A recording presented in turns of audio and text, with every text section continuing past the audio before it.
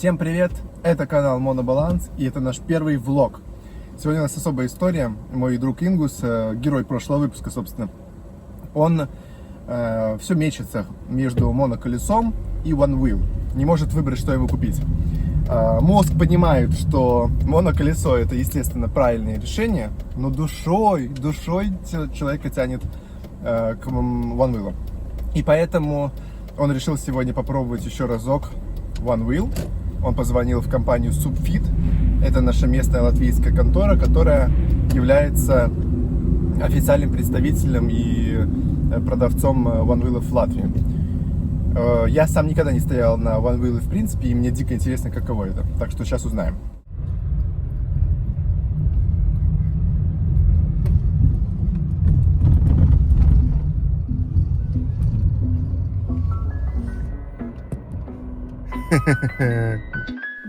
Первым делом на доску залез Ингус. Это, кстати, самая мощная доска One Wheel, модель XR.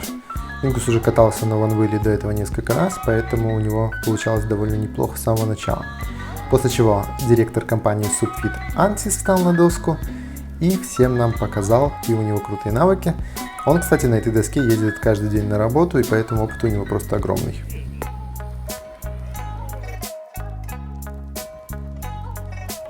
Потом Ансис провел небольшой инструктаж о том, как использовать One Wheel. В принципе, все оказалось довольно просто и предсказуемо. Куда давишь, туда One Wheel и едет. За исключением одного момента, как с него слезть. Оказалось, One Wheel не так легко выключается. Первый способ это просто с него спрыгнуть, тогда он выключится. Но второй способ, более стабильный и профессиональный, это сместить свою ногу либо с передней, либо с задней части сенсора, приподняв пятку или убрав носок. Тогда он тоже выключится и можно сойти. Ну и вот моя первая жалкая попытка проехать на One Wheel. Ноги у меня тряслись ужасно, мышцы перенапрягались, тело просто вибрировало и, конечно, напряжение было жуткое. Но кое-как я все-таки поехал на нем, решил все-таки удовольствие заканчивать и спрыгнул просто.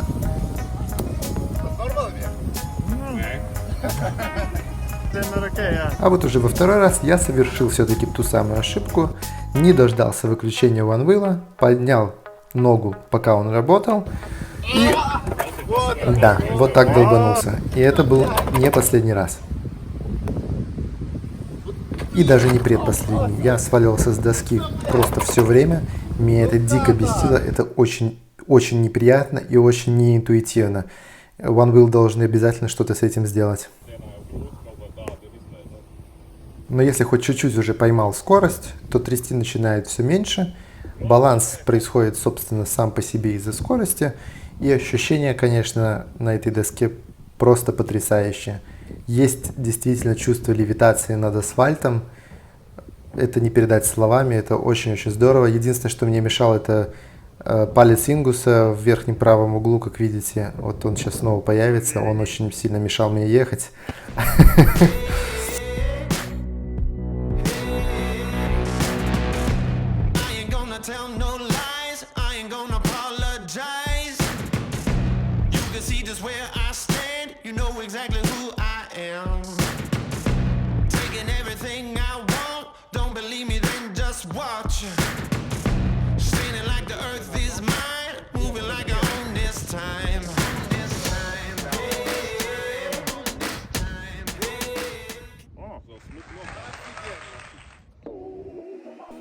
Тут мы решили воспользоваться апом, который, кстати, очень плохо работает и все время отключается.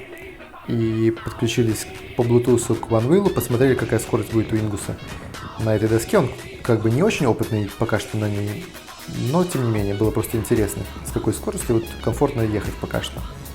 И больше 15 км в час он не разогнал. А вот это позор! Дырка для зарядки, незащищенная. Конечно. Я бы тоже так говорил.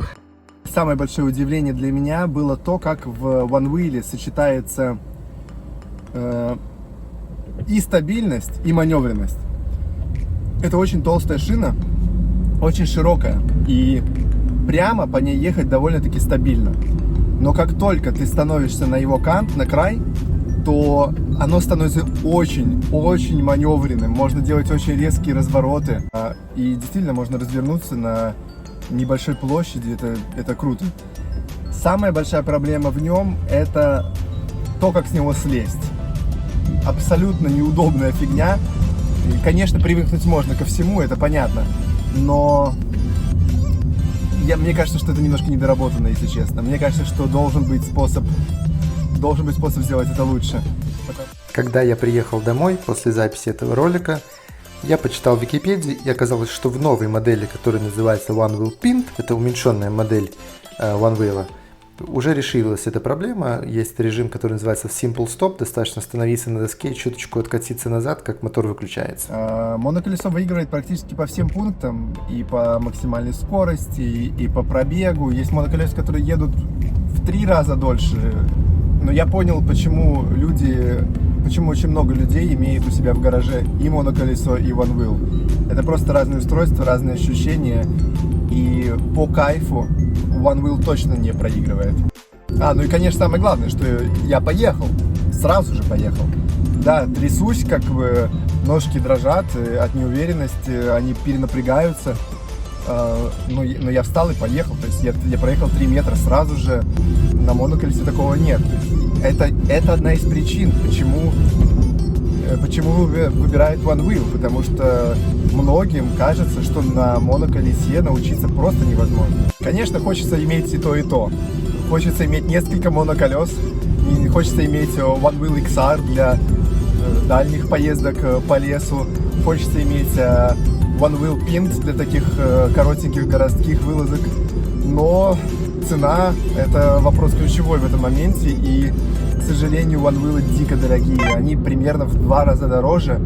То есть XR в 2 раза дороже, чем нормальное, достойное моноколесо.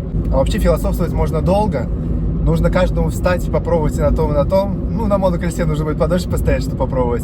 Но решать нужно чисто по своим ощущениям, я думаю. Надеюсь, вам понравился первый влог. Пока!